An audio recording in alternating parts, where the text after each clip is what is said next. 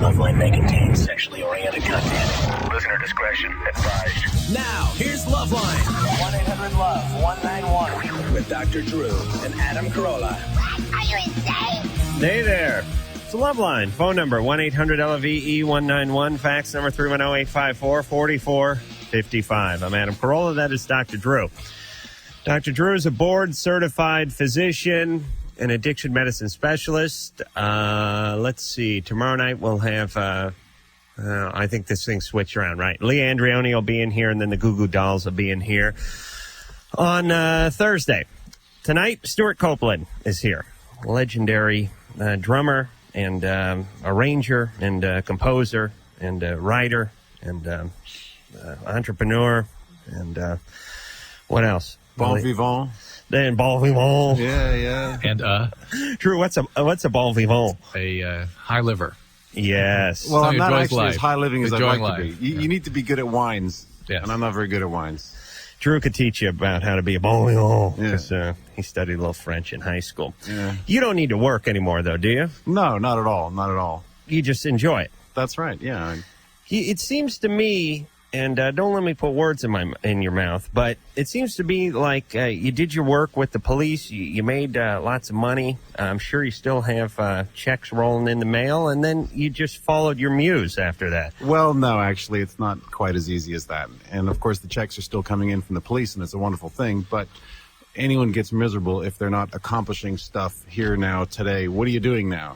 And Right. so that keeps you moving along. And This is why Adam always wonders why Hasselhoff is still in the Baywatch thing. It's the love of the art. you got to be doing Got something. enough money. You got to be doing something you can tell your friends about.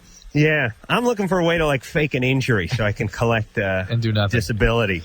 It's Adam. But I mean, you have such an eclectic resume that it seems like to me it seems like you could almost get burnt out or bored doing any one thing 65 hours a week. But because Well, no, you see, I've got this really cool job. And the really cool job is very varied, and it's Right. film music. And when you play in a rock band, that does get very repetitive. You got like your 3-minute song. You got your record your album, tour, promote. Record your album, tour, promote. right. But film composing is a wide variety of artistic experience. One minute you got your big orchestra, the next minute you got your jazz band, and like that. Was Rumblefish? Was it Rumblefish that was your first sort Yes, of mainstream gig? Uncle Francis Coppola brought me into this job here. He discovered me. I tell you, do you watch the film and then build the music around it, or do you get the script and come up with your own ideas, or does it work many different ways? Well, the basic format is you get the script, you read the story, then you talk to the director, and you look at the movie, and you watch the movie with the director and talk about all the beats, which is to say the plot points. When she looks Right. at him and says, "I love you, darling," at the point where you realize that he's never going to love her. Right. You know, a plot turning point. Well, then you have to hit that, and he's not saying anything, but you need to know that he's never going to, and there has to be a whole story in the way he looks back at her. These issues you talk about with the director, and then you go and do it. Do you compose? What instrument do you compose on when you're, let's say, watching the film, and it's to the point where you're actually putting down music? Well, the instrument in my hand, as I actually lay it down, is a computer. And first of all, I've talked to the director. Okay, she says, "I love you, darling," and we need to know that he'll never love her. Okay, well, we start when she's just about to confess her love for him. Okay, that begins right here at this SMPTE number. Every frame of the movie has an address: hour, minute, second, and frame. So we say at this moment in the movie, the music starts, and it builds to this peak when he says that, and then it goes out there.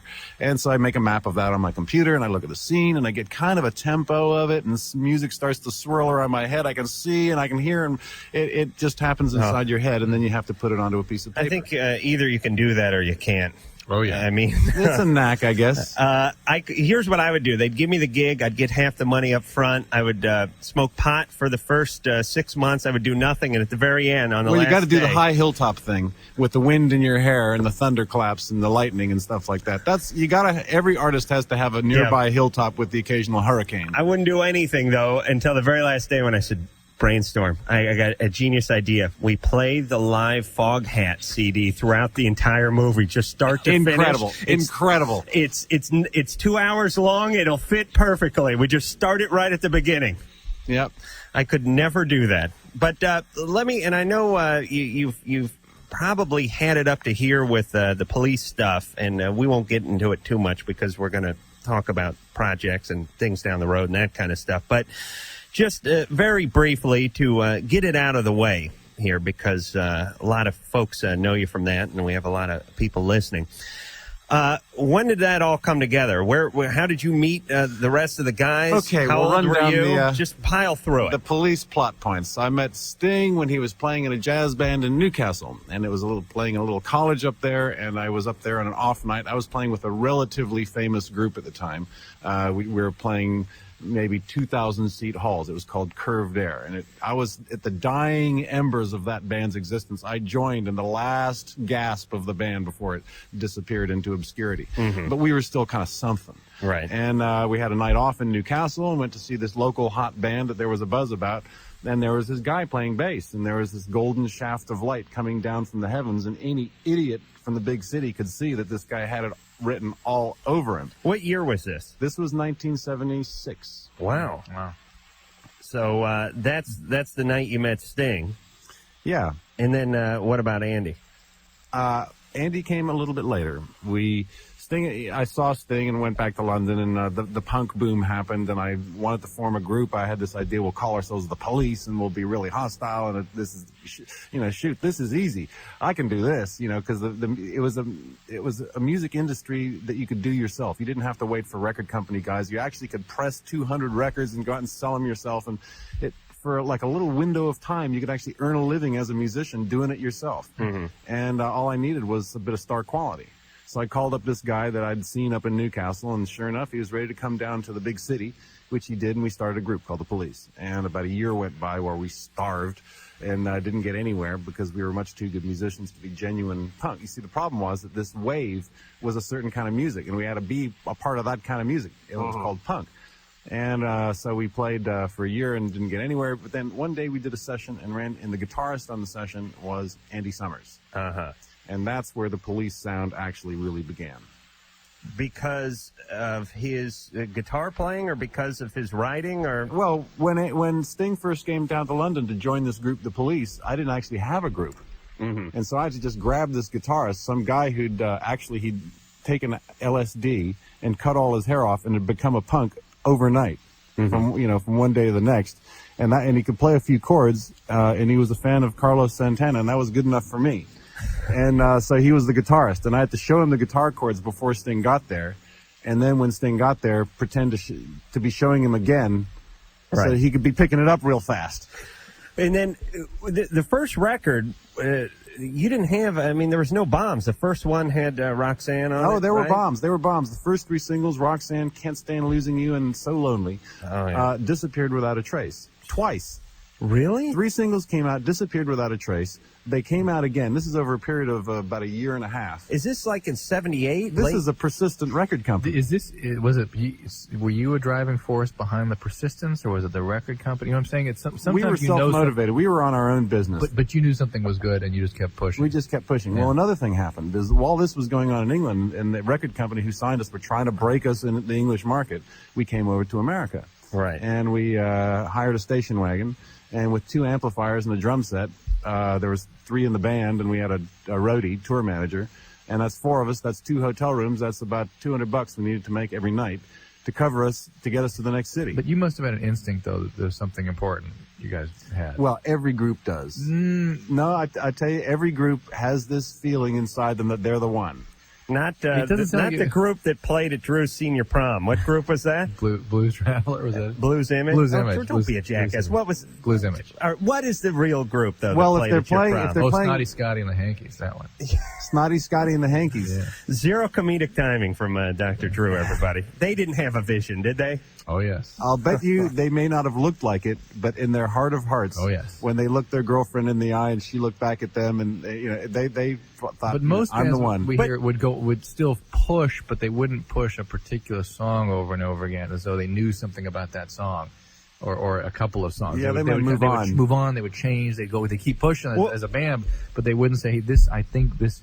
Listen, What you gotta year? listen to Are this. we in late '78 now, or We're in early late 78, '79? and we had recorded these songs, and those were the only three possible hit singles that we had. We didn't have a chance to record another record because we were busy touring and pushing those three over and over again. Well, it seemed to me that the Police. I mean, this is a time when people are listening to REO Speedwagon and just getting out of Leonard Skinner and stuff like that. And Right. the Police were different. Now, Elvis Costello was starting to come around, and Joe Jackson was starting to come around, and maybe Graham Parker and guys like that. Things were Those are the much more intellectual end of it. starting to change, but I don't know if mainstream was ready for it, but apparently it was the second time you pushed it. Well, mainstream was ready for it, but it took a different form in America from the place. There was kind of a jolt in the music industry, which started in London in 1977 and gradually spread across America. And it was generally called the New Wave. Right. And it was out with long hair and the hippie vibe, and in with short hair and whatever the 80s and the future had to hold. It was down with nostalgia.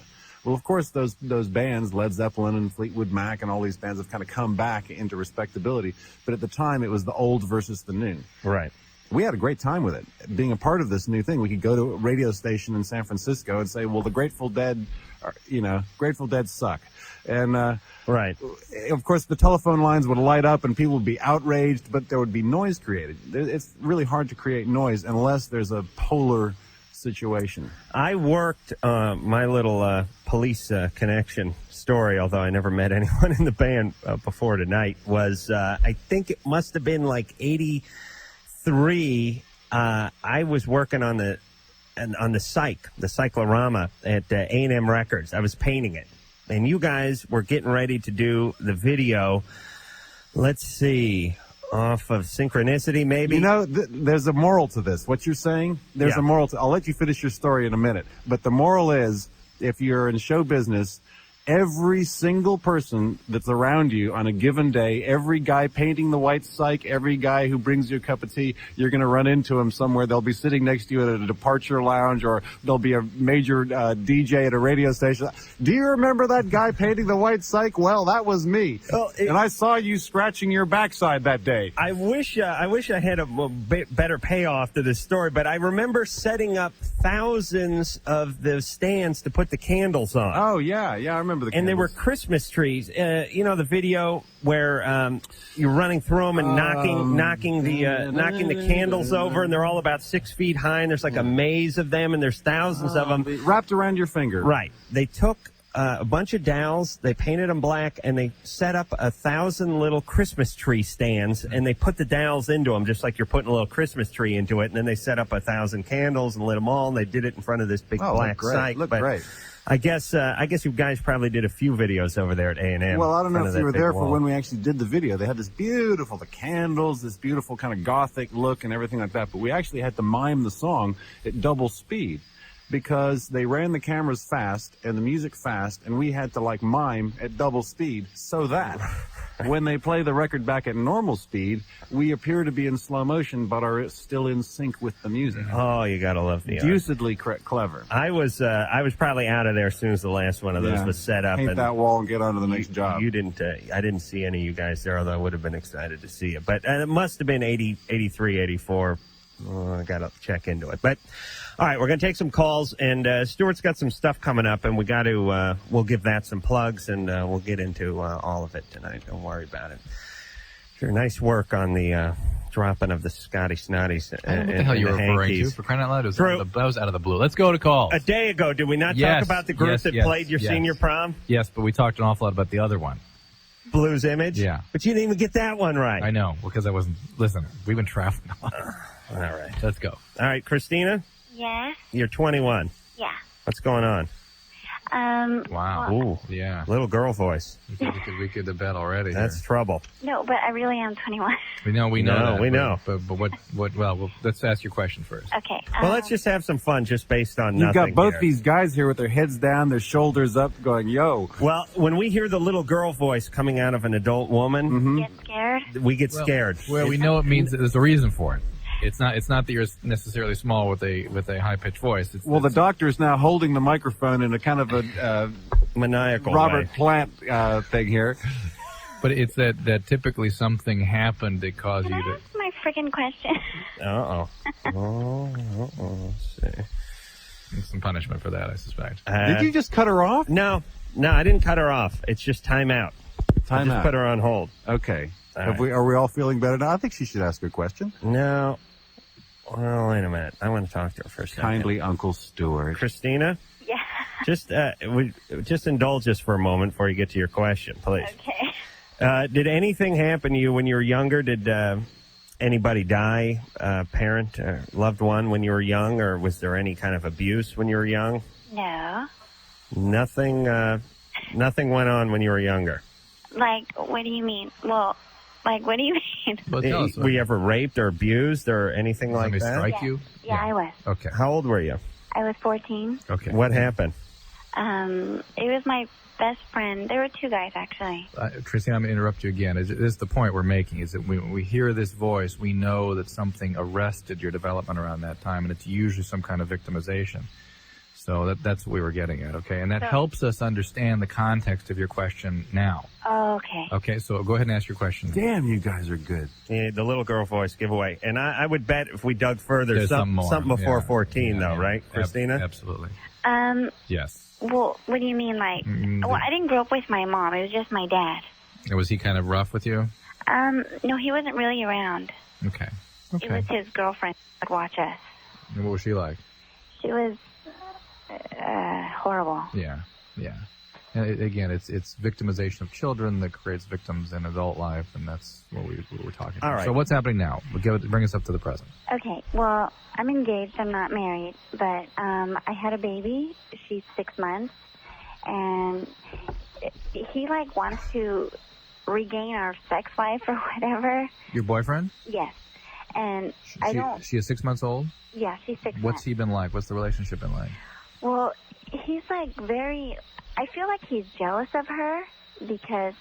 Again, more detail about the relationship. Has he been kind of a not the greatest boyfriend? No, we it's been like I want to marry him, but I'm not sure about it. Why are you not sure? Because he's very bossy. He tries to tell me what to do, and Is he rough with you too? no, he's never hit me. Never. Have you ever been in that kind of relationship? No, well, almost. This guy hit me once, and All right, that's enough. and that was it. Okay. Well, but you dumped him after he hit you? Yeah, Good. Okay. Oh, that smacks of some help. Right. yeah, All right, and so this guy's pressuring you to have sex the way it used to be before the kid now. yeah, Are you breastfeeding still? yes. Okay, and so your sex drive probably is not all that it used to be. But well, see, that's not really true. I mean, well, not with him. I don't want. No, I haven't cheated on him or had sex with anybody. But this may sound weird, but I had a dream about my ex-boyfriend, and it turned me on. But when my fiance kisses me or touches me, it really irritates me. I get mad, actually. Well, how do you feel about yourself after your recovery from your pregnancy and having your baby and breastfeeding? Do you feel that you yourself, your body, your image of yourself has returned to its former glory? Yeah, I look totally exactly the same. Everything the same. I feel the same. All right. See, here's my hypothesis. Christina, you probably have some anger toward men. Oh, yeah.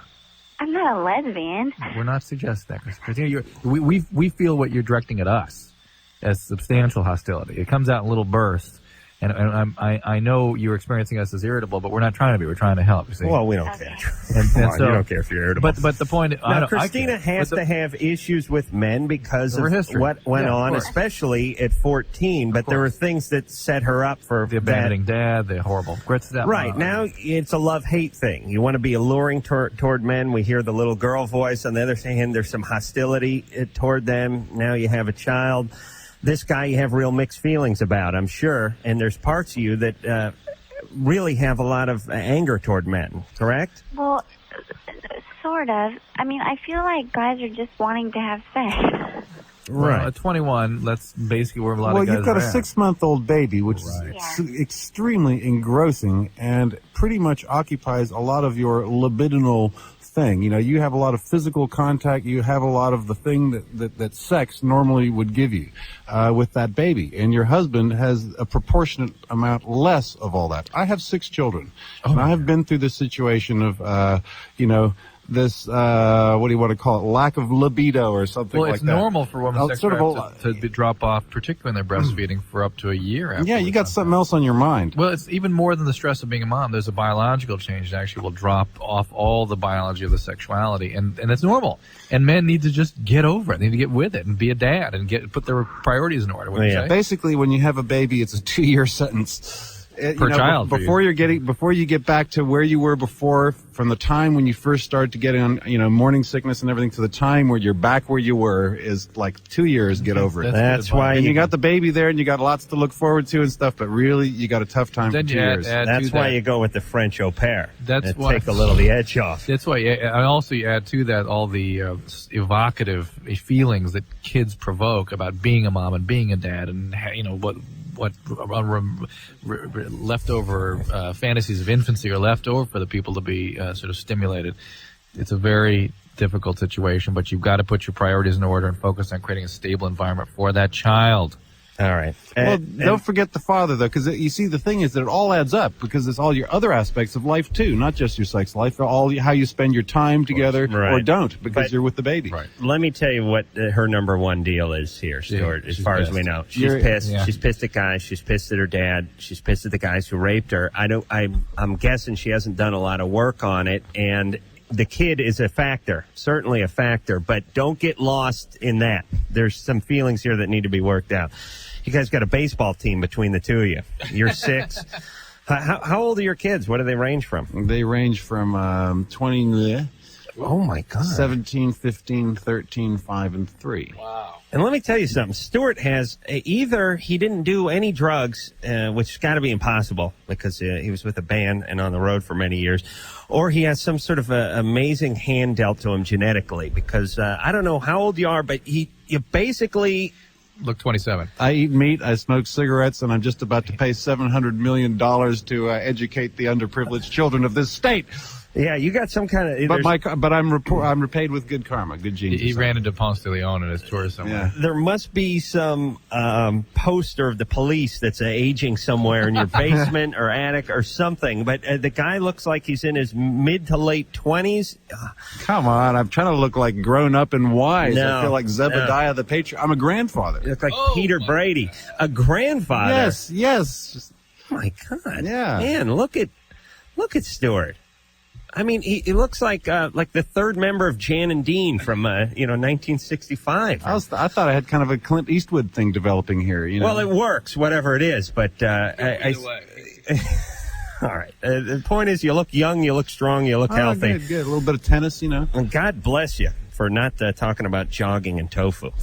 All right, we're going to take ourselves a break. Stewart Copeland is here. We'll get into a few of his projects when we come back, and more calls, of course. Loveline's phone number is 1-800-LOVE-191. Loveline with Adam Carolla and Dr. Drew. We'll be right back.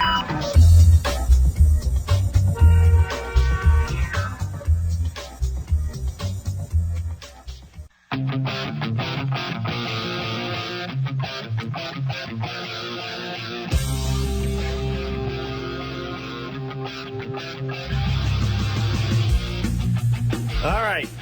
It is Loveline, 1-800-LOVE-191. We're here with the founding member of the police, Stewart Copeland, as well as a scorer, and he scores in many ways. I'm sure he's got 6 kids. He has to do some scoring. Ugh. 1 wife, 6 kids. It's got to be at least 3 wives. Woman, I mean, no. Listen, I don't mind a guy spreading his seed as long as he's got some money. Pay for everybody, love everybody, send them to school. Absolutely. That's fine. I'm not. I don't make I make more financial judgments than I do moral judgments. If you have 6 kids with 6, I figured this out. I'm going to be paying school fees until I'm 67, I think. Ugh. Right, and one of them's going to sue you. That's right.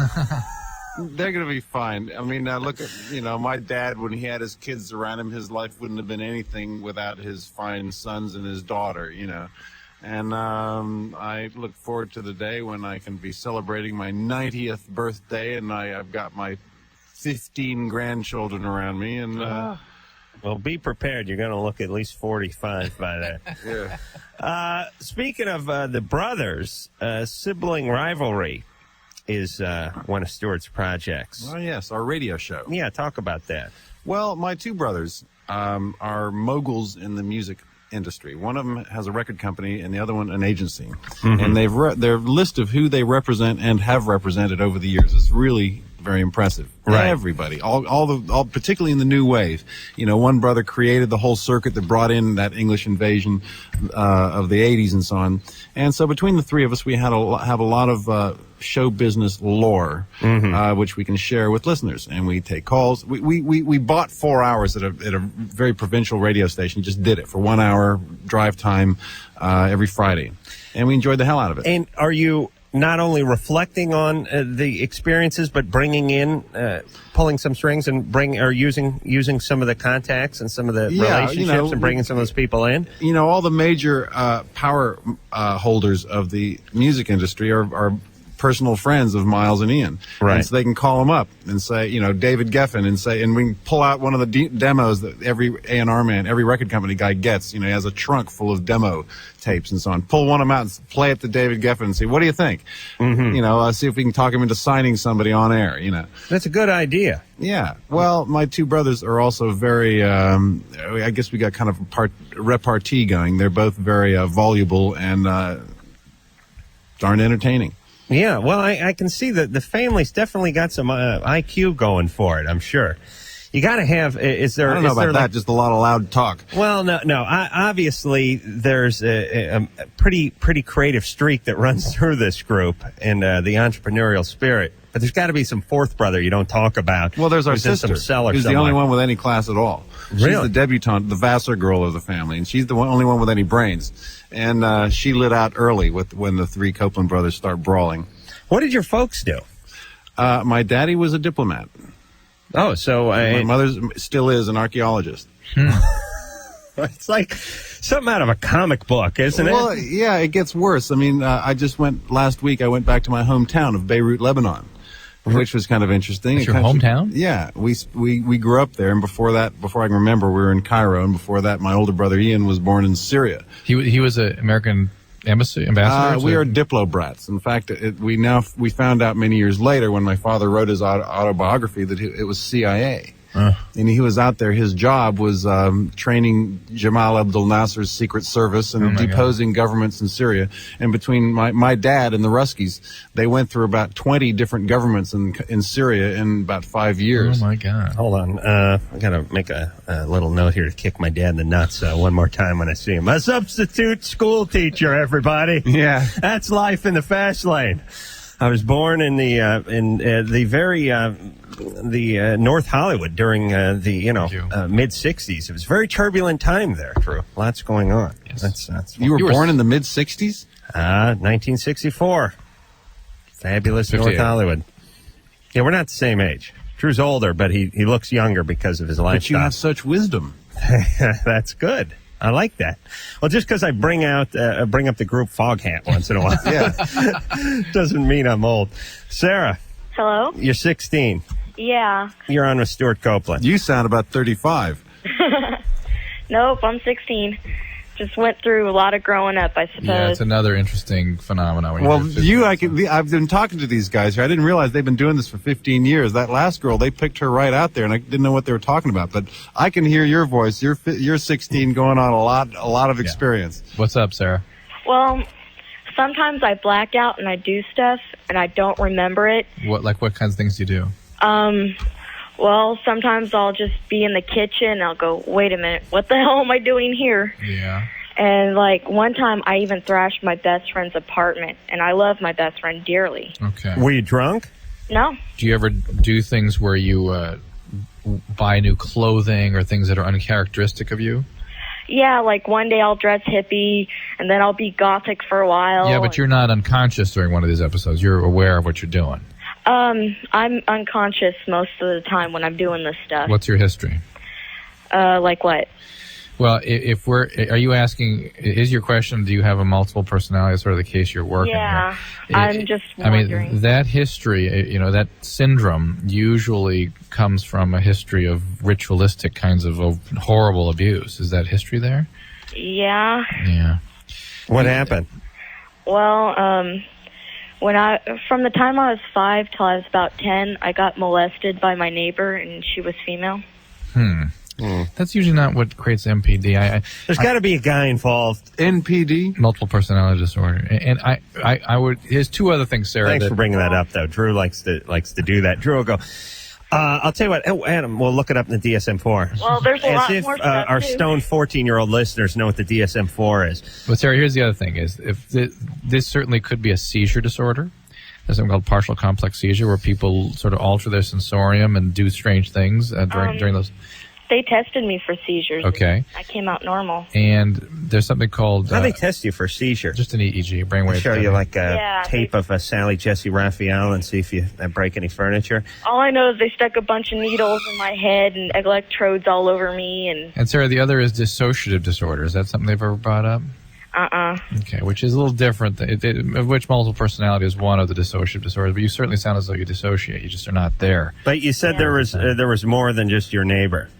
Oh, yeah, I was also beat, too, like really horribly. Well, All right. see, here's what Drew's asking, Stewart. When people have this multi-personality disorder, it's because they had like ritualistic abuse. Something they had to split off and create another personality to deal with.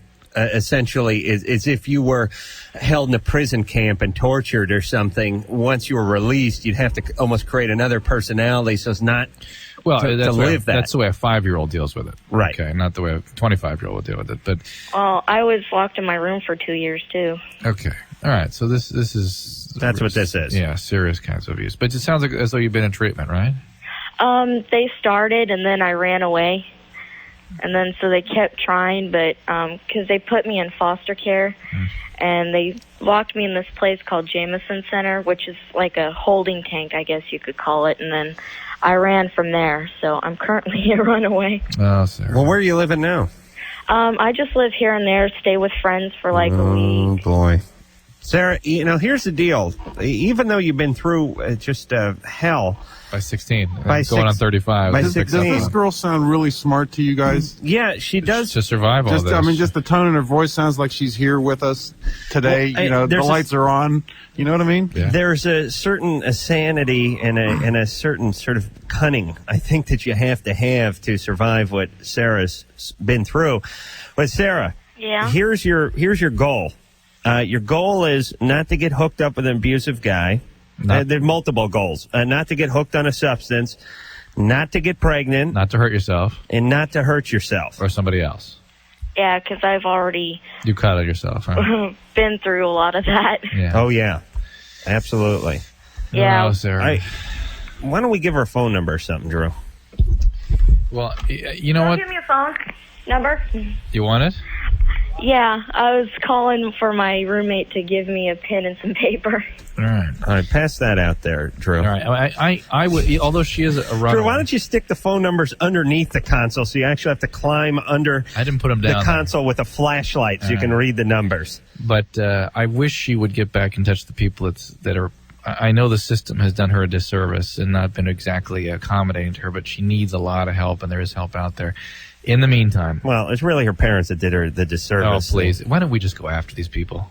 Why don't we just get them? I don't know. My feeling is when we went to Frankenstein's lab and went after him. You know what I mean? That's right. The village got torches, and they went up to Frankenstein's castle, and they went after Frankenstein. They didn't. They went after Dr. Frankenstein. Yeah, they had to contain the monster. They contained the monster, but then we're going to kick some scientist's ass after that. That's right. Yeah, but wouldn't he say, wait a minute, it was my mom who made me like this? What if he had called you on this line before his victim had called you? Absolutely. And that is what happened. That is what happened, but it has to be stopped somewhere. We have to stop this. You got to kick some butt somewhere. Absolutely. When you're ritualistically torturing, and believe me, if this Sarah was not Sarah but a male, he'd be going after your kids, and there'd be some serious violence here. Yes, absolutely. And if you create that, then why shouldn't you be held responsible for that? I mean, if you let your dog run around the street and it puts a clamp on somebody, that's your you're fault. getting sued. Well, let me give you the number. It's 800. Not that you're a dog, Sari. 800-422-4453. And this is a number you can contact right now. 800-422-4453. All right. I know it's a sort of never-ending circle of argument, but I would like, in general, to have people held responsible. We live in a world where we acknowledge that that's a value and that these kinds of parenting before you can hold people responsible, it's like you have to have a rule book as to how you're supposed to raise your kids. And raising your kids is real complicated. And if you're not playing with a full deck in the first place, what you need is training, not punishment. Well, you need a society that first of all acknowledges what is and is not good parenting, and then creates a structure that pushes people in a healthy direction. I agree with you. But we're not doing any of that. We're saying, hey, do your own thing, whatever you want to do. And we wouldn't dream of interfering with your parenting or reproductive rights. What do you think about that theory that was in the newspapers recently about this woman who's written a book where she believes that parenting doesn't have any effect? It's all in the genes. And what hitherto was thought to be parenting skills are, in fact, genetic traits that are passed along. Kindly parents raise kindly kids because basically they're all genetically kindly. Yeah, there is a little bit, as with everything in human behavior, there is a lot of genetics, but there's also a lot of environment. I would just introduce her to a few thousand Sarahs. Right. And let her study the Sarahs of the world and make her conclusions there. Yeah, I mean, nature versus nurture. It's age-old. It's an ongoing argument. And there's an argument for both, and I don't think it's black or white. I think it's both. Yeah. It definitely is both. But you can have somebody who's got all the genes in the world. You lock them in the room for 2 years. You molest them. You ritualistically beat them and abuse them. You will create a violent monster. If you'd done that to Einstein, he would have come out and then put a shiv in one of his scientist buddies when he was on his 19th birthday. I'm convinced of that. All right. Where the hell were we, Drew? No. You were about to give her a telephone number. Did you ever give her the telephone number? Yeah. All right. We're going to go to break. We'll just talk to Lorenzo, and we'll tease that before we go out of here. 28, Stewart carried a lot of influence over his generation. Lorenzo? Yeah. You're a big fan of Stewart, right? Huge Okay. fan. Hang on. Okay. We're going to go to break, and then you can kiss his feet, all right? Right. All right, hang on.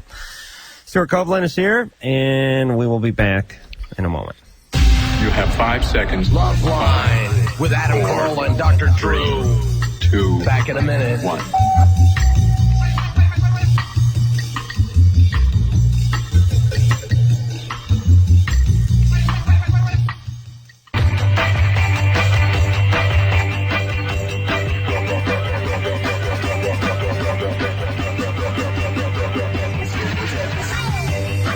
Hey there, kids. It is Loveline. I'm Adam Carolla.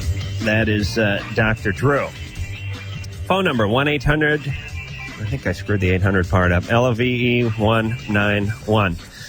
Stewart Copeland is our guest, legendary drummer of the Police and arranger and composer, and really a guy who has a lot of irons in the fire and manages to get the irons out and poke someone in the ass with them once in a while. I mean, it's not... a lot of people have a lot of irons in the fire, but they don't seem to get them out of the fire very often. You just sort of have these projects, you take care of them, and you move on. You need a rich bouquet of artistic endeavor in life. You got to have some speculative things, and you got to have some mainstream, surefire things, and if you can have a lot of irons in the fire, things will show up. There's a lot of things you don't hear about, ventures that I've been into and been wildly enthusiastic about, but never caught fire.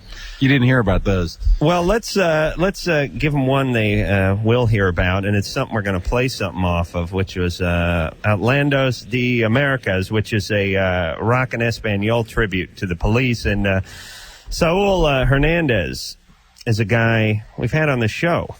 And actually, we've had some of these bands on the show. I'm trying to think. Jaguares. Plastilina Mosh and Jaguares, but I don't think Jaguares is on here. But we've had some of the Latino rockers. You know some of these guys. It's strange for me to be discovering these guys, and they've all sold 10 million albums each. Yeah. Oh, I know. It's like you barely heard of them, and they played to 90,000 people in Rio de Janeiro. Yeah. But Ann, which one are we going to hear, by the way? Oh, is Ann... I think she's going to play the number 6 there, the Saul Hernandez track. Oh, okay. Drew? Yep. How's your Spanish? Can you read the name of that track for us? Será que todos te clasican? What's that mean? Here, let me take care of that. You see, on the way driving down here, I just started on the way here. Berlitz? Not Berlitz, the other one. I can't remember the name of it, but I got as far as Buenos Dias. And it's just going through the pronunciation. But I got to learn Spanish. To live in California and not speak Spanish is criminal. Irresponsible. Oh, I speak French. I got a little German, quite a bit of Arabic. But to not have Spanish in California is crazy. Especially if you do any kind of work on your house, because everybody who works on a house speaks Spanish. Is that right? Oh, yeah. That's. Well, I'm finding out that there's some pretty cool musicians that are useful to speak Spanish with as well. I went and visited this band, the Pericos, in the studio. And a really interesting group, but I can't talk to them. Like one of them speaks a little bit of English. Right. But it's frustrating. Got to learn Spanish. Yeah. I tried doing a 2-hour radio show with a bunch of guys who don't speak any English. They don't know when you're making fun of them. That's the good part. All right, so we're going to hear that track, are we not? Yep. All right. Hey, it is Loveline. That was Stewart Copeland with Saul. I almost said Saul. That's my orthodontist. Saul Hernandez on the Outlandos de Americas. It's a rock and Espanol tribute to the police. There's been a reggae tribute, right? Yeah, well, Miles, our manager, is really very fond of this concept, which is that he gets these different groups to play police songs. It's a wonderful thing. I'm actually doing a show tomorrow night with Saul. He's playing at the House of Blues, and I'm going to go up there and play a couple songs with him.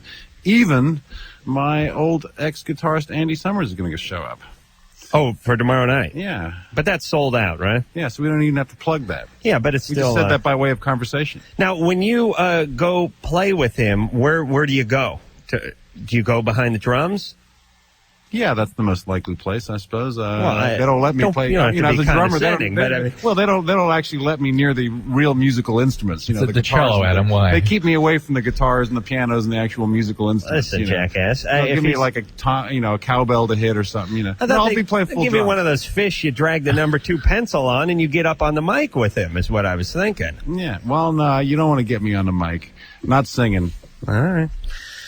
I bet you could. We got to go to break now. All right, well, let's just... wait a minute. We never talked to Lorenzo. whoever that was there. Lorenzo. Yes, Stewart. Yes, how are you? Very good. Wait a minute. Man, I was studying this in the car. Wait, ¿Cómo usted? Muy bien. ¿Y tú cómo estás? Oh, brilliant. I said something and he responded to me in Spanish. I'm going to do this. I'm going to learn this language. I'm sorry? I'm going to learn this language. Yes, you have to. First of all, I want to start, Stewart. Adam, you guys, you know how lucky you are. You are in Formula Legend. I just can tell how much the influence that you had with me, over not only me, but all my buddies back in Peru. I'm from Peru. That's where originally I'm from, and I just want to say how much I admire you, and you did a great job on the police, and I'm happy to hear that you're doing just fine. And all these years. Well, shucks, that's great. I guess these two guys here could probably tell from your voice that you weren't abused as a child, that you had a loving family, yes, and that you have a fine appreciation of the beautiful and wonderful things in life. He does, and people. Well, Peru. Jeez. Now, listen, if he was abused, we'll just chalk it up as part of the culture, and that's fine. But we got to run to a commercial real fast. We'll come back and get more into it with Stewart. Loveline. Be right back in a minute.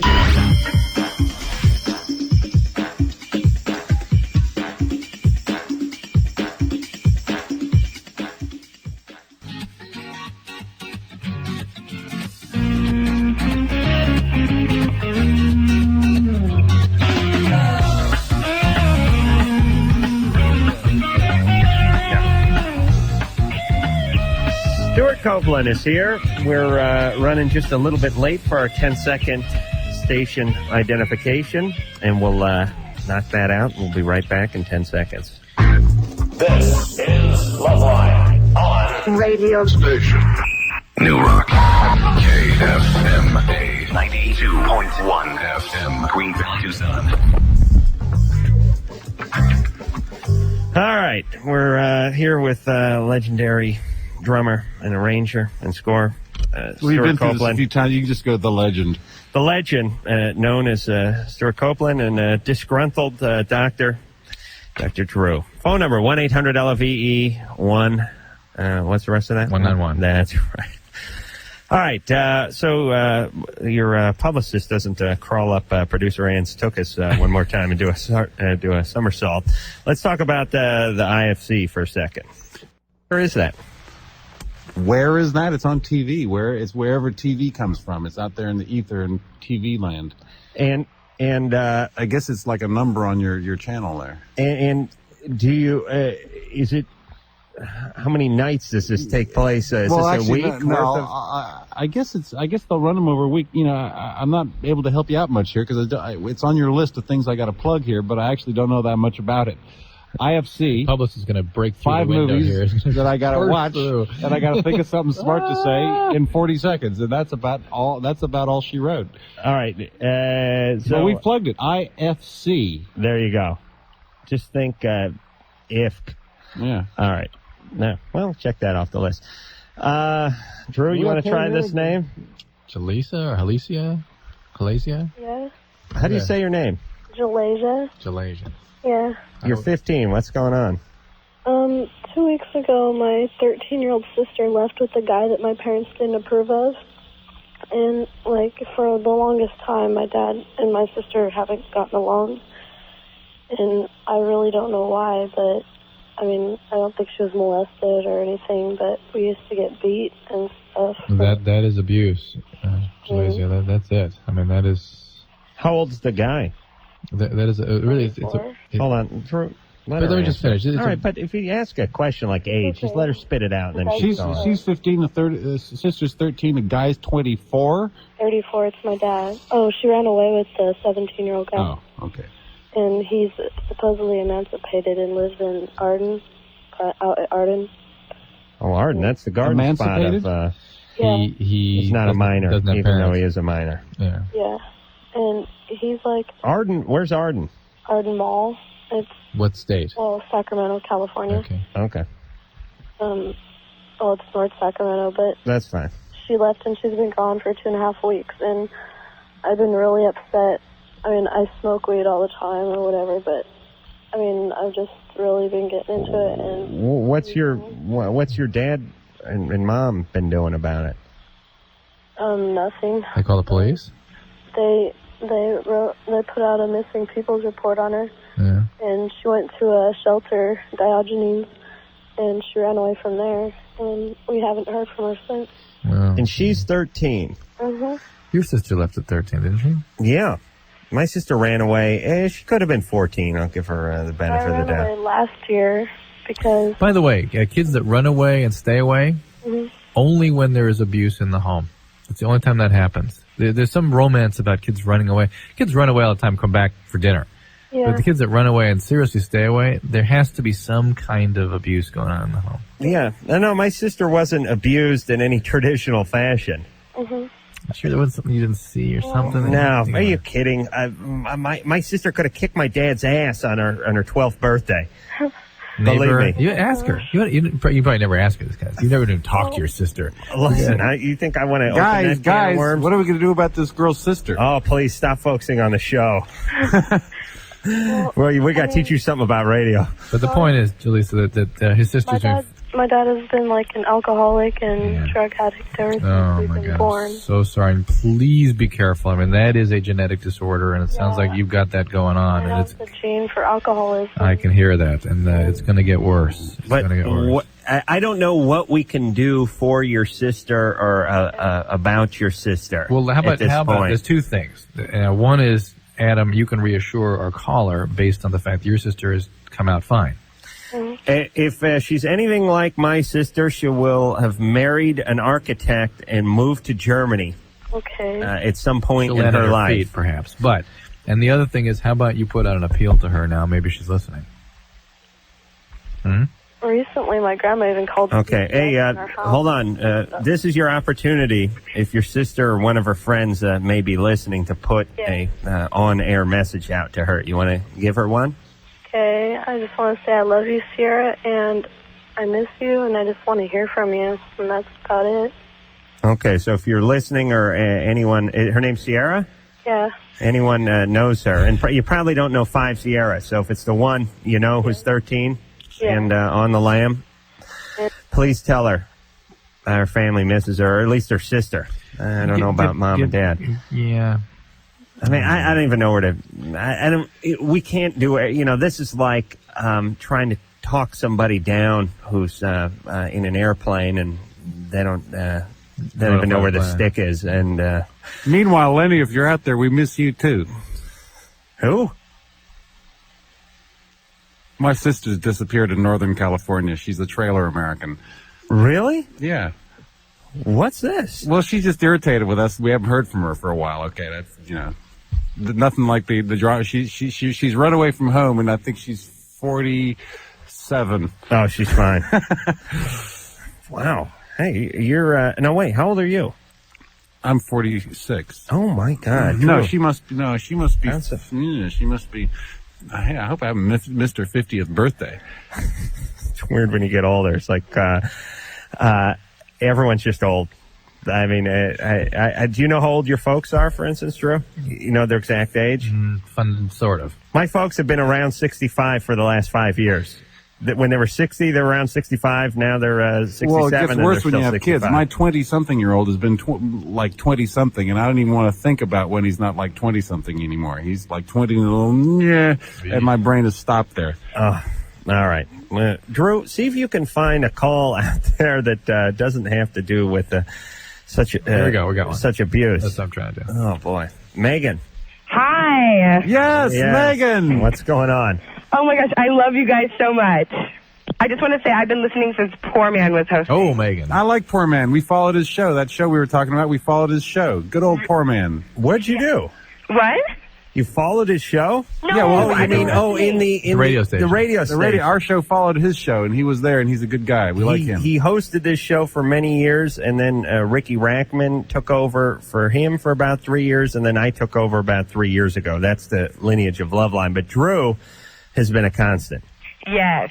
Megan? You rocks, yes. What's going on? Anyways, so I've been really good friends with one of my guy friends for about 3 years, and I'm just totally in love with him. And, like, when we're together, he'll hold my hand, and, you know, we're close and stuff.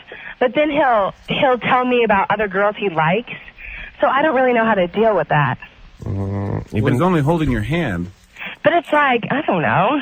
It's not normal holding hand. It's like, you know, like cuddling, I guess. Yeah, but friendly cuddling, right? Yeah. Listen, when you're into somebody, you can read a lot of things into a lot of things. Yeah. You know what I'm saying, Megan? Yeah, I totally do. I'm not saying that he's not interested in you, but holding hands does not an enamored male make necessarily. How long has he been your friend? Like 3 years. Yeah. He would have shown his hand by now if he really were into it. More than just a Especially pump. when you're into it as much as you are, Megan. What did you Yeah. guys say? That he would have shown her more than his hand if he was a real man by now? Showing him the back of his penis. Yeah, see, Megan, our theory is basically when young guys are hot for young chicks, they make a move at some point over the years that they know each other. Yeah. Especially when one person is, particularly for a woman to be really into it and a guy not to give a nod at some point. I think you've or cave in at least. You may not have wrestled him to the ground and rammed his face into your crotch, but you've Is your name Monica? You've probably made No. You've probably made it abundantly clear, at least through sort of innuendo and posture, that you were open to his advances. And if he hasn't made them yet, he ain't interested. And by the way, when he's talking about other women, that's his way of... it's a code.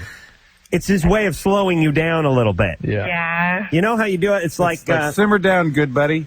Right. It's kind of like when you go to a party, and girls do this all the time. Well, look, just like Howard Stern here. Are you good looking? I put her on hold. I'm going to go with... What'd you put her on hold for? I'm done with her. Oh, okay. Are you good looking, Megan? Megan, are you good looking? Yes. All right. Well, then you should have no trouble finding another guy. Here's my point. You go to a party and there's a good looking girl, and you walk over to her and you're holding your drink and you start talking to her, if she's not interested, she will work in her boyfriend or husband in the first couple of sentences. Do you know what I'm saying? Or if a guy comes up to you and he looks a little bit dicey, you'll start working in the fact that you got a gun collection in your car, or that you're just coming back from your taekwondo tournament or something. People will steer the conversation the way they want the outcome to be. If this guy's bringing up other women, he sure as hell ain't interested in her. And he would have made his move over the last 3 years. Don't kid yourself, Megan. Just find another guy. That's all. Plus, it'd be weird. You know what I mean? The friend thing after all this time. Weird. It's weird enough having sex with a stranger. Imagine having sex with someone you've been sort of hanging out somebody with who for knows 3 you, years. doing all that weird stuff. Yeah. All that weird breathing and strange body motions and everything. All that sweaty taboo stuff going on in front of someone you've... Extremely personal stuff with somebody you know. Oh! Gives me the heebie-jeebies just talking about it. Even speaking English is big enough. I'm going to switch topics for a second here, you guys. I meant to bring this up earlier in the show. We had a bunch of feedback on the cystic fibrosis call we had last night. We did? Yeah, and I think I left people with the wrong impression. We had that one caller talking about severe cystic fibrosis and kids not living into the teen years. But cystic fibrosis is a spectrum of disease. I mean, people can live a long life. I've never heard anything like it. Hold on. Can live a long time with that disease, and they are advocating lung transplants sometimes for people that live in this third decade. When you get a lung, if who live into the third decade, yeah. So I don't know. They may even get it earlier. I know of cases certainly, but it's that when they're able to go along that far. Is it easier to do a transplant on a 5-year-old than it is on a 35-year-old? I don't know the answer to that. I doubt it. Oh. But geez, what technology? Well, I'm glad we got this cystic fibrosis thing worked out here. Well, it was last night. It was a call, and a guy had his. Oh, I see. So you got like run over from questions that you go and look up the answer to, and you give it to him the next night. No, we had a bunch of calls that I was sort of presented with when I got here, and I thought we better revisit this, clarify some things. So. Okay. But he does have to go look stuff up once in a while. Sam. Oh yeah. Hey, what's up? Hey, what's going on? You're 22. Yeah. I just have it's the weirdest breakup I've ever gone through in my life, and I've talked to my friends about it, talked to preachers about it.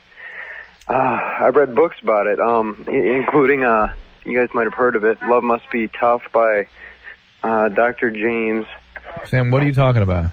Well, okay, you know how when a girl and a guy break up, usually the guy tries to get over her, and the girl doesn't talk to the guy anymore.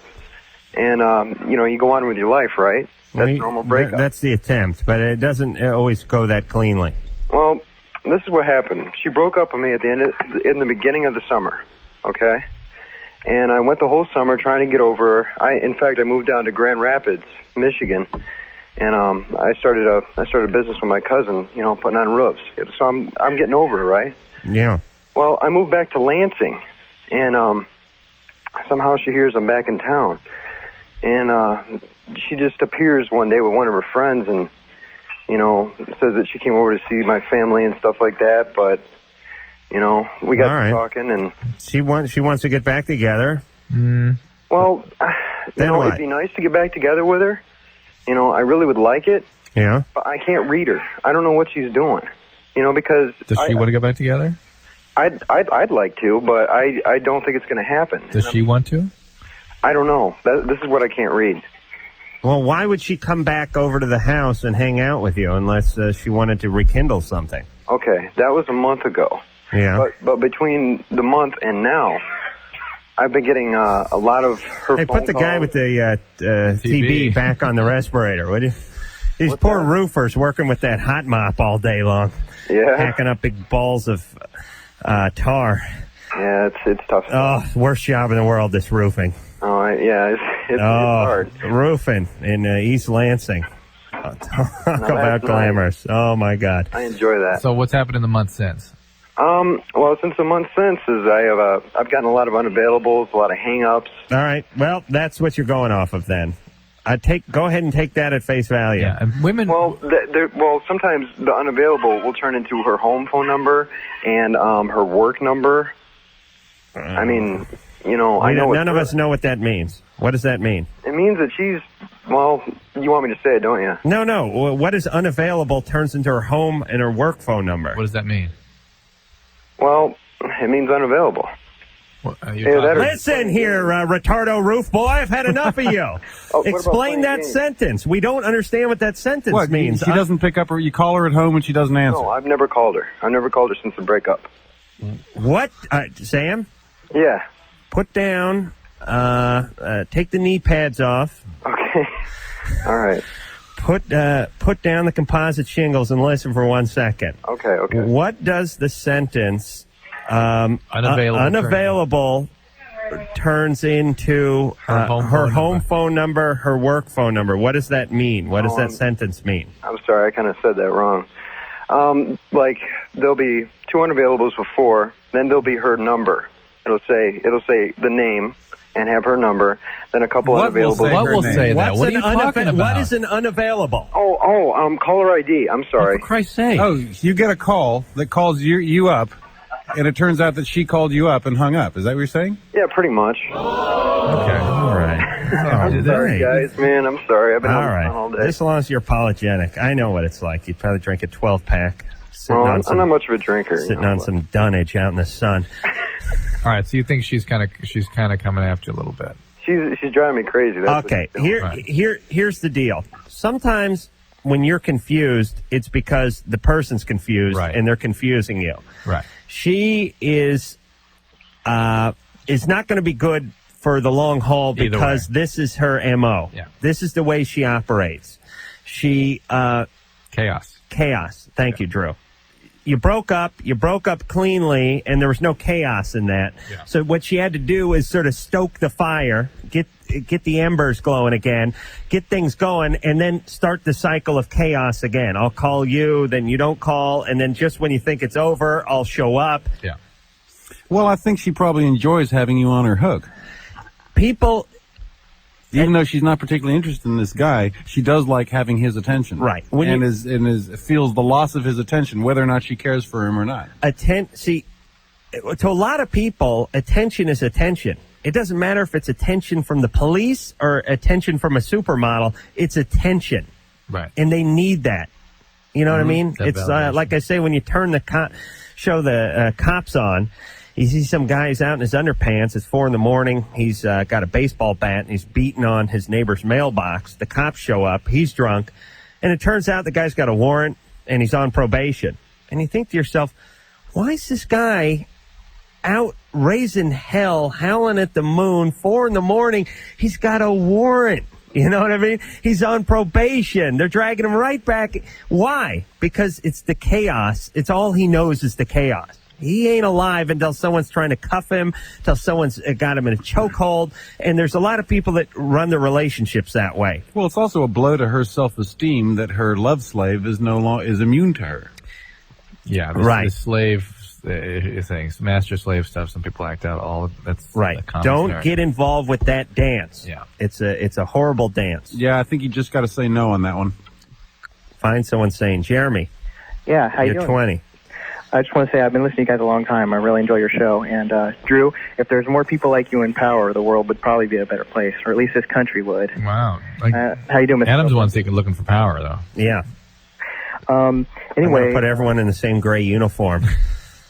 Like you're wearing right now. I'm going to come up with my own symbol, and then people can worship me. Well, that wouldn't be so bad, Adam, because you've had some good experience. And yeah. Jeremy, please. Well, I can run a country. Don't encourage him. What's going on? Basically, my question is for Dr. Drew. Yeah. Every 4 to 6 months, right on the top of my penis, right in the middle of the shaft, I get what is like this big white lump. Can either of the rest of us answer this question? Jump in anytime. A big white lump. It's almost like the best way I could probably describe it is maybe like a zit, you know? I mean... In the same spot? It's always in the same spot. Does it hurt or burn? What's that? Does it hurt or burn? It doesn't, like, if you kind of rub against it, it does hurt a little. Does it pus like a zit? What's that? Is there actually pus in it, like I said? Yes, there's actually like pus in it, and there's the last time I got it, I actually kind of like popped it open, and the pus came out. Yeah, I mean, you can get. Did it feel like an orgasm because it was on your penis? And No. something came out? This is it. Drew. Yeah. Permit me for 1 second. Will that white stuff make babies? No. I've done many a Lansing mission on myself. Speaking of Lansing, Michigan, here's what happens. I got one of these things on my back. It's like it started out as like a zit, and what happened is something happened to the skin, the cell there, the pore, and it essentially fills up every once in a while, and you sort of drain it, and then it fills up again. Sebaceous cyst. That's what those are. Yeah. Yes, and they get infected. But they'll go dormant for a while, and then they'll sort of fill up, and then you sort of I have one of relieve those on my them. back. Damn satisfying when that thing fills up. Great. You attack that thing, and man, you get a super splurge. Yeah, it's like every 2 months, every 2 to 4 months, you just notice it. You're coming out of the shower and you go, ooh, it's milking time. Old Bessie's. Should we go for it now or save it till the morning? Oh, the girlfriend's going to get pissed if she doesn't get a crack at it. The whole cyst can be taken out. If you take the wall out and everything, that's the end of it. But such as it is, when you just drain them like that, they reform, come back. And they get infected, being real nasty. And that's probably what Jeremy's dealing with here. So it doesn't sound like a venereal thing, though. No, it doesn't. I mean, the other day, remember we had somebody come in here the other day, and I had to look at their skin thing that they tried to describe to me on the air. Drew was handling some schlong about this time last week when somebody came in. Actually, it wasn't just a listener; it was someone who was at the station. Yeah. And it really reminded me how much of looking at these skin things are a judgment call, and to have somebody describing the it's totally inadequate. So people, for even describing skin lesions to me, they also have to anticipate. And that's not everybody. That's our listeners. Our listeners can't even get over the lingo of call return in 15 minutes. Yeah. So how are they going to describe something on their schwanz? Yeah. You know what I mean? Yeah. A dermatological problem. So, Jeremy? Yeah. Cut it off. My main concern is I'm somewhat not really active, but somewhat active with my girlfriend, and my main concern is I don't want to give her. I mean, since I first noticed it, I shut down all activity with her, and I can't. You should probably, for your own sake, be wearing a condom if you've got the thing going on there, and use right. I mean, I always do, but I don't. But even then, I don't want to. I mean, I don't think I don't want any risk. Well, get somebody to look. Then somebody's got to look at that. Make sure it's what I think it is. Okay. All right. Thanks a lot, guys. Bye. All right. And you can just go into clinics and stuff, right? Mm-hmm. They even have clinics. I think there's one in Santa Monica. It's just a piece of plywood with a hole in it. You just poke your schwanz right through I'm it. sure it's a clinic. Oh, that's right. It's a gay bar. God damn it. Never going there again. That's right. Son of a bitch. Should never listen to that guy. You can walk it off outside. It's good. I knew it felt like too good to be a clinic. Son of a bitch. Those big steel-toed boots coming underneath the plywood. I knew it. All right. There's usually windows in a clinic, right? Usually. Oh. Nurses and stuff. Oh, there's no happy hour at a clinic. There's no chaps night. Oh, my God. And they don't play Village People in the clinic. Oh, do I feel like an asshole? I can't believe I went there, Drew. Never again. The construction site. Not a name for a clinic. All right. Stewart Copeland's here, and we'll be back. I feel so liquidy. Really? Why? You're listening to Loveline with Adam Carolla and Dr. Drew. Loveline will be right back.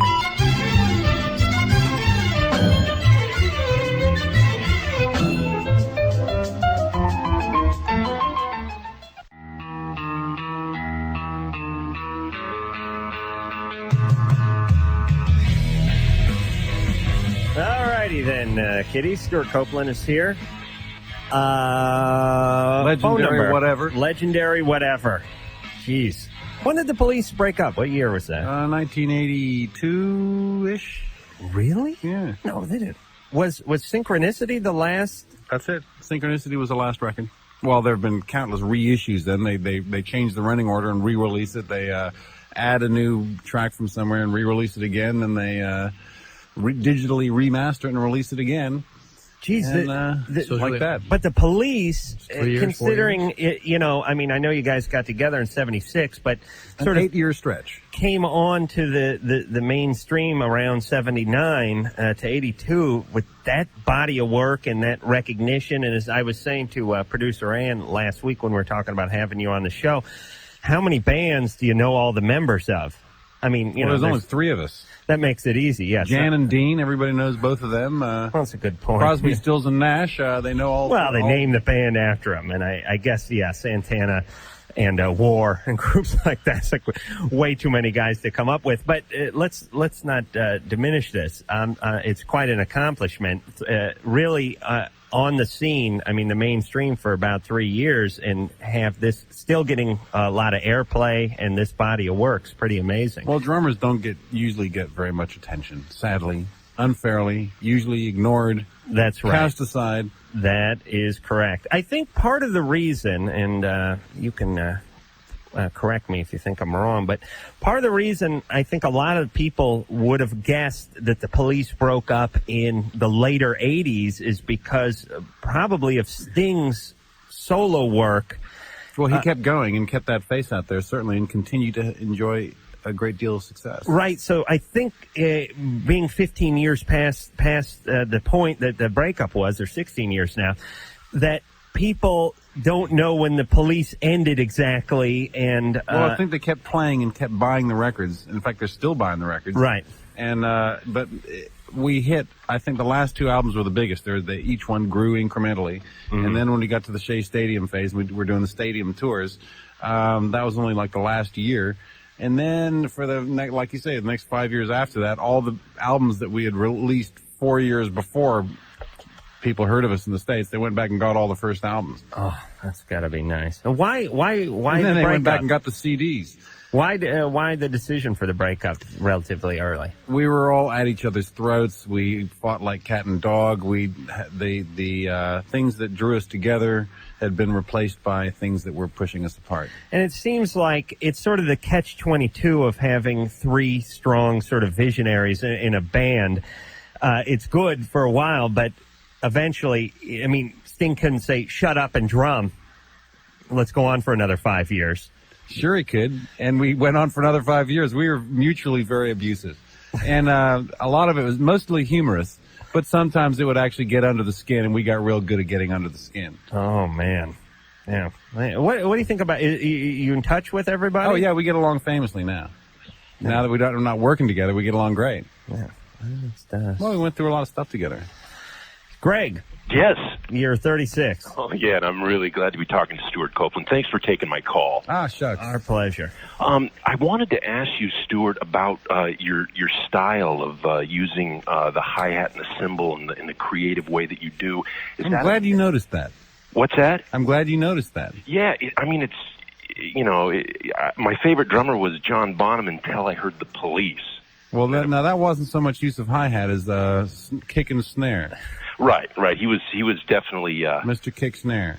Exactly. But the way you use your hi-hat and cymbal, did you consciously make that decision? I'm going to do this. Well, I'll tell you where it comes from.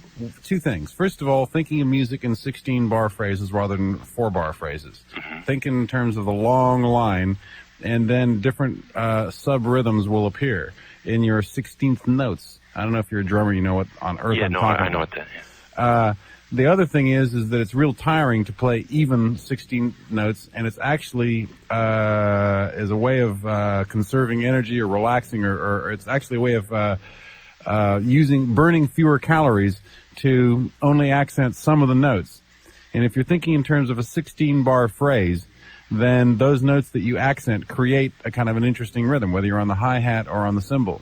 Drew gave me that exact same speech. I got both these hotshots here looking cross-eyed. In the Chicago Let's talk about your personal today. problems so no. they feel connected again. That's fine. I know that the hi-hat is the thing that goes...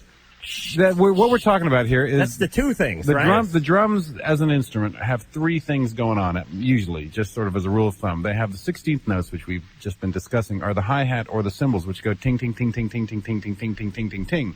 Then the other thing that's going on is a crosstalk between the kick, which is the bass drum, the big round one on the floor, right, and the snare drum, which is the one that plays the backbeat. Normally in rock and roll, it plays on 2 and 4 of the beat. 1, 2, 3, 4, da da da da da da da. And the other half of the rhythm is the kick. And so there's this relationship between the bass drum and the snare drum going back and forth. Ba, ba. And the 16th notes are the thing that connects it together. Da, da, da, da, da, da, da. And that's what we were talking about. So that was an intelligent decision and not just a, unconscious musical expression. Well, no, the unconscious part is where you think in terms of a 16-bar phrase. So in other words, if you're going just doo-doo-da-da, doo-doo-da-da, doo-doo-da-da, that's a short phrase repeated many times. But if you think of doo-doo-da-da, doo-doo-da-da, doo-doo-da-da, doo-doo-da-da, doo-doo-da-da, doo-doo-da, you're thinking in terms of a longer phrase, and more interesting rhythmic things happen with those 16th notes. I like the cowbell. Cowbell's cool. Like right the through. beginning of American Band, Grand Funk Railroad. Yeah. Isn't that cowbell that they're hitting on? Rolling Stones, Brown Sugar. Can I ask one other quick question? Sure. Drum and bass music, they use machines for that. Have you ever thought of doing that with I do it every drums? day. I use a machine to work with every day. And then after I've worked with the machine, then I go play a little bit of drums. No, I'm talking about the drum and bass or the jungle music like Goldie or those kind of guys. I'm not even sure. I mean, I've heard all this music and I've heard those expressions. I'm just not sure which of the pieces of music are basement music, kitchen music, bathroom music, or jungle music. And I haven't learned to figure out which label goes with which stuff. Drew? Yep. Did you learn anything Dr. about Drew, drumming? you got something to comment on here? Listening, just absorbing it. Yeah. Drew plays a little piano. He doesn't like to talk about it, but you know your way around the keyboards, right? I have played piano. I wouldn't say I know my way around anything. I think it's very interesting for the physiology of the brain, and I've always, maybe you can comment on this. How on earth, what is rhythm? And what is the brain doing when it appreciates and when it creates rhythm? And what is the relationship between rhythm and sex? It's interesting. And Drew, you want to... Well, I don't know. I would be just talking off the top of my head. I mean, there's obviously rhythm. There's a physical thing that happens. It's part of the human mating dance, and what rhythm physically part of is that, it? for sure. What's happening in the brain? What chemically is happening? I don't know that anybody has studied that. Are there certain chemicals raised upon hearing a rhythm that? Well, it has to do with an appreciation of the passage of time. Yeah. And somehow the expression of this creates dancing, which creates sex. Explain the appreciation. Dancing is as it seems to be, when the disco floor is all about mating rituals. Yeah. Which is inspired by rhythm. Right. And rhythm is some kind of subdivision of time passing. What's going on here? What is it? Meaning it is taking a smaller chunks and stringing them together, but repetition. Yeah, there's a rhythmic body movement which turns into a dance, which turns into waving the pelvis at each other. You basically wave your genitalia. Yeah, and that's what's going on the disco floor. Yeah, and then it translates into the bedroom or the van. But the question is does that process of hearing those beats somehow trigger some pathways or raise certain chemical levels? And I don't know. Yeah. But it is true that most dancing, once you're not doing a dance, for instance, the waltz, turns immediately sexually. I think all dances has a well, there are martial quality dances to and it. so on, which are tribal bonding. But again, they're either expressions of aggression, or libido, which is sort of a related phenomenon. And women do understand, guys, from your movement on the dance floor. They do a quick translation into the movement in the bedroom. So what kind of provider you're going to be, and no, women get turned on by a guy who can dance. It's. I've heard many a woman say this. If you're a guy and you're not the most attractive guy and you're not the richest guy and so on and so forth, but you get out on that dance floor and you look like you know what you're doing. Hey, look, I got out on the dance floor with the woman who is my wife now. Mm-hmm. I got out on the dance floor when she was 16, and I had to wait another 15 years before I got another chance. Really? And I do rhythm for a living. Can you dance? I kind of screwed that up, didn't I? Can you dance? Yeah, absolutely. Clear the dance floor. I love it. I haven't been on the disco floor in a long time, but I mean, I actually love dancing. Get out there and, it takes a couple of shots of tequila or something to loosen you up. You get out there and you wave your pelvic regions at a member of the opposite sex in a strangely ritualized kind of fashion. And it's all very curious. I think that women really see the translation, but men aren't quite as interested. Meaning, well, men are looking at the women anyway because of their body shape, and they don't Right. need to dance to catch our attention. Right. And plus, a lot of guys just want them to hold still anyway. And let me get Well, my... but what do women have to do with these strip places? They dance because they're dancers. Well, that's true. All right. I'll tell you what. Kind of boring if they just stood there. We'll sell. Guys probably wouldn't care. Guys that would do much. all right. We'll sell a call here, and then we'll go to break. Let's see.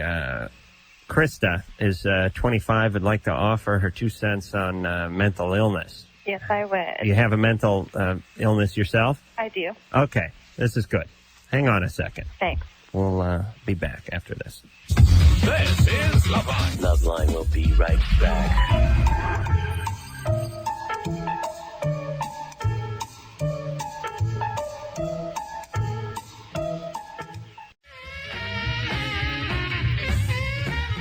It is Loveline. We're here with the delightful Stewart Copeland. Stewart's got himself a few projects, not the least of which is Alandos de Americas. It's a rock and Espanol tribute to the Police, and you can find him at the House of Blues on Sunset tomorrow night.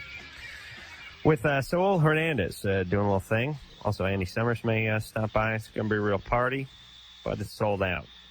Well, I don't know how stuff works, 'cause I never try to get in any clubs, and I never get any tickets, and I never do anything. But I imagine if you really wanted to go, you could figure it out. I'm going to go in there, scalp some tickets. That was funny. I was talking to a guy today who went to the Padres baseball game, and it's illegal to scalp tickets on the property of the stadium. But it's illegal even if you sell them for the price of the ticket, Right. the face value, and there's no refund.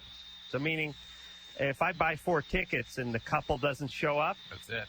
and some guy wants to pay me the $70 for the 2 tickets so I can get my 70 back and get arrested. I thought to myself, that doesn't sound right. Isn't it only scalping when you sell for more than what it was? And if you're one not of going those to problems of the world there. if you're not going to buy the tickets back, what are you supposed Adam, to do? you're in power. Oh, that's the first thing. Scalping will be legal. All right. Where the hell were we? Talking about rhythm. Rhythm, and then we'll move on, is something I used to teach boxing, and I found that you can't really teach people rhythm. Even 10 years of repetitive stuff you can pass Well, if you with start it, but young you enough, can't. you can. Like the little Balinese children, they learn their very complex music just by sitting on their daddy's knee, and they get it drilled into them from an early age. And with one of my kids, I started him with the Suzuki method of violin at the age of 3. And he now owns music. He's now 15, and he can pick up any instrument, figure it out, play some kind of tune on it, make something cool happen with it. He Yeah, but owns think music. about the genetic hand this kid has been dealt. True, but going some, back some to of my our other kids have no musical thing going at all. And in my family, my 3 other siblings, none of them have a musical note in their body. 2 of them are real good at listening to music. Well, they understand it They enough understand to be it. millionaires Spot a hit from it. but they just can't get the physical part of it together. Right. No, I'm just saying, you take a look at guys, even great champions like Rocky Marciano and guys like that, guys who've done it since an early age, not 5 years old, but oftentimes in boxing, guys getting in at 10, 11 years old, still flat-footed, still not rhythmic. They develop their own style and it becomes effective. But Muhammad Ali's Muhammad Ali, and I'm guessing he always was. You know what I'm saying? Right. Okay. Although not now. So, Krista. Hey, guys. Yes. All right, 25, you want to talk about mental illness. Yes. Which one do you have? Bipolar 2. Okay. Oh, there's 2? They Just made type a 1 and sequel? type 2, Yeah. That's That right. seemed like a good idea. What is type 2? Well, what's type 1? Bipolar. Oh, I'm sorry. That's manic depression. Over here and over there. The poles are just like the poles, right? Yeah. North Pole, South Pole. Yeah. You're everything. And then bipolar 2 is where you don't get full-blown manias, you just get hypomanias. Right. So it's like you don't need to sleep, but you don't. You don't Like, you lose can touch with sleep. reality. Like Right. Andy Dick the other day. Remember I had him read that thing on hypomania? That was hypomania. Very cruel. True brings It celebrities is in cool, here and gets them to read out of the medical textbook, find out what's wrong with them. Actually, being hypomanic is pretty cool, but In fact, that's one of the problems we have with people with bipolar illness is they miss their manias and they don't want to take their medicines if they don't have those once in a while. yeah. So anyway, but I wanted to call and say I love the show. I listen to it a lot, and I think you guys are great. But I noticed that, Adam, you fall into the same thing that I hear a lot of people fall into kind of on a daily basis, and I just wanted to point it out because it really bothers me. Okay. And that's just you'll be talking to people in their messed up family lives, and you'll just kind of throw like, oh, yeah, she's probably going to date an alcoholic or someone who abuses her or schizophrenic or something like that. And I don't think that you should necessarily throw people who have mental illnesses in with people who have other bad behaviors or other problems. Schizophrenic? I think I understand what you're saying, and I think we agree with you. Right. But I just wanted to make that point. Well, wait a minute. I just want to defend myself via explanation for one second. Adam is looking very contrite here. I'll tell you. Well, I mean, when we talk to someone whose dad abused them, I worry that they get hooked up with an abuser. And when we talk to someone whose dad was an alcoholic, I get worried that they're going to get hooked with an alcoholic. But we don't do that with schizophrenia. No. You use the term nuts very broadly. That's right. And most of the time when you're talking about nuts, you're talking about behavioral problems that come out of dynamic circumstances, interpersonal circumstances.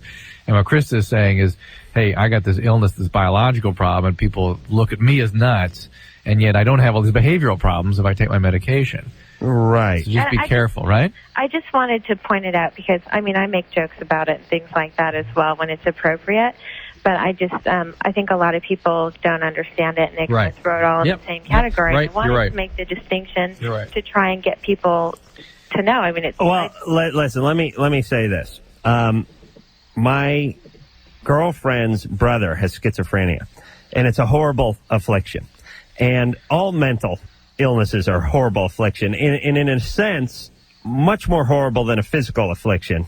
You can argue back and forth, but I'd rather lose an arm or lose the use of my legs than be senile. Well, or have your brain not function, right? Or have my brain not function, because that is the control tower for everything. Yeah. What the hell do you need arms for when the control tower is shut down? That's right. And it is definitely stigmatized in this country because, and probably the world, which is there's a feeling that you could do something about it. Meaning, if you don't have use of your legs, you don't have use of your legs. But when it comes to the way you behave, people would just say, hey, straighten up. And it's a horrible situation. I would never argue with that. Let me give a reference out to the National Depressive and Manic Depressive Association, which is a great patient-run advocacy group. They've got a website. I have a header number. The website is ndmda.org. Or nutball.com? Okay. See, I have Tourette's. That's my affliction. That's my favorite affliction of all. You know, going in tonight. Even Tourette's, which is sort of the comedy version of. I mean, people look at this as it's a punchline, but people have Tourette's. Don't just sit around yelling the F word. They convulse. Well, they tick. Yeah, they have all kinds of stuff. They have all kinds of stuff. It's an obsessive compulsive disorder. But I was just watching Maury Povich the other day, who I believe has something too. But he had a bunch of kids that had Tourette's, and they're sitting there jerking, ticking, and all that kind of stuff, and it's horrible. Oh, yeah. It's not that you just yell. People look at Tourette's as what your cousin has when he gets drunk at a family gathering, and it's not that. No. But anyway, I just have to save time, so sometimes I go nuts, insane, and those are my categories. Ryan. Hi. You're 17. Yep. What's going on? Well, when I was really young, my dad left me. My family, when I was 2 years old, and I grew up without any kind of male role model. And now it's like hard for me to get close to anybody, or I'm really shy around girls and that kind of thing. And then my mom got remarried, and I had a little brother, and now his dad is gone, and I wanna. Mom. Come on, man. I want to be a male role model to him, so he doesn't turn out like not turn out the same way I did. Right. But, all right. So you want to know how to go about that? Yeah. You gotta get yourself an Ascon first off. No, you gotta lead your life the way you'd like to see him lead his. I mean, modeling. Let's break it down. Role model. Role model. And go to school, work hard, keep a lot of structure in your life, treat people properly. Everybody who's trying to convince everybody of everything else, just stop it. Start living it. That's what people see. That's the strength. That's where the modeling occurs.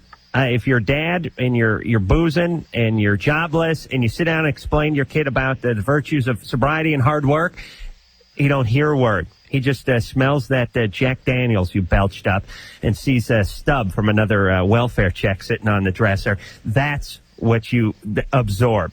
That's it. Study, go to school, treat your women right, treat yourself right. Role model. Role model. You want to look it up, Drew? And I think we got it. We're good with that one. All right, let's just see if we can talk to... Anna, we gotta go to oh, shut up, Drew. For Christ's sake. You're going home. Don't worry. John, you're 26. Hey. You've been on hold for 43 minutes. I just wanted to talk to you. A longtime fan of Stewart's, wants to get some drumming advice. Oh, for Christ's sake, this is never going to work. More of this drumming stuff. Just drum your ass off. We'll just be here on the radio talking about bass drum pedals and stuff. The problem is we're out of show, and this could take a little while. So unless you want to go say hi to him off the air during the commercial. Go say hi. Don't put Stewart on the spot like that. Now if he says no, if he doesn't do it.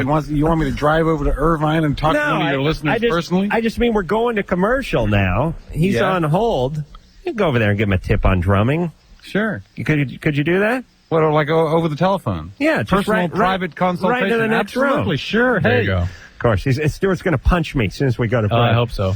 All right. Let's keep John on hold then. Stewart, say hi to him. And no longer than 4 minutes, because then we'll come back and wrap up the show. Right. This is Loveline. Loveline will be right back.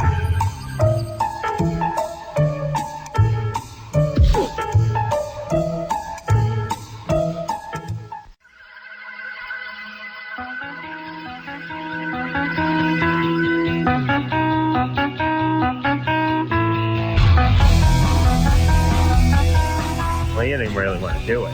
No, right. I know we have to do something there. All right. Stewart Copeland is in the next room. Giving drumming advice. Giving drumming advice on the kindly. line with John. God bless him. Oh, never too big. Oh, he just slammed the phone down. Outlandos the Americas is the name of the CD. Sibling Rivalry is the name of the radio project. And IFC. That's all I have to say about that. Stewart, thank you very much. We're out of show. It's been a pleasure. Yeah, it was a good time. I've learned a lot here.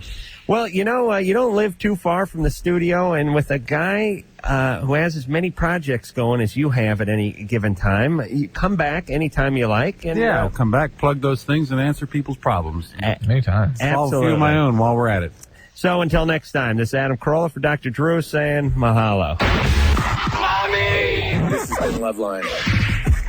The views expressed on Loveline are not necessarily those of the staff, the management, or the sponsors of this radio station. And are probably not the views of Westwood One Entertainment. Loveline is produced by Ann Wilkins Ingle. Now, please listen to this station longer.